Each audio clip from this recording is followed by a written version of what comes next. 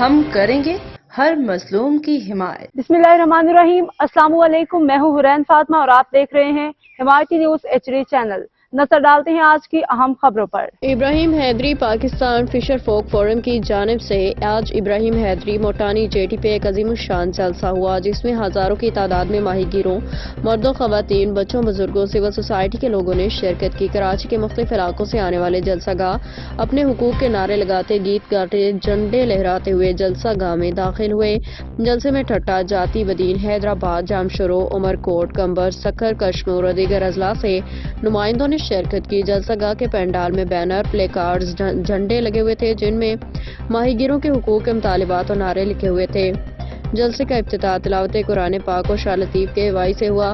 جلسے سے خطاب کرتے ہوئے پاکستان فشر فوک فورم کے مرکزی چیئرپرسن مصطفیٰ میرانی نے کہا کہ ماہی گیر اس وقت پوری دنیا میں دریاؤں، سمندر اور دیگر پانی کے ذرائع پہ قبضوں کے خلاف جدوجہد کر رہی ہیں۔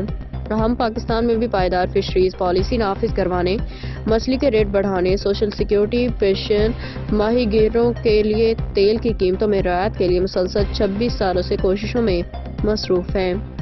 پانی اور فشنگ ہر ٹھیکیداری نظام ختم ہو چکا ہے، مگر بہت سے لوگ اپنی ملکیت سمجھ کے قبضہ کیے ہوئے ہیں، مگر ماہی گیر اپنی جدوجہد سے ایسی سازشوں کو ختم کریں گے۔ سینئر وائس چیئرپرسن فاطمہ مجید اور مرکزی جنرل سیکرٹری سعید بلوچ نے کہا کہ 21 ہم ہر سال مناتے ہیں اور یہ دن ماہی گیروں کے حقوق کے لیے جدوجہد کا نام ہے۔ وقت آ چکا ہے کہ قبضہ گیر اپنی سوچ کو تبدیل کریں اور میٹھے پانی اور سمندری جزائر پہ قصبہ گیری کا عمل بند کریں۔ انہوں نے کہا کہ ماہی گیر بستیوں میں بنیادی انسانی حقوق ناپید ہیں، ماہی گیر بچے تعلیم جیسی نعمت سے محروم ہے۔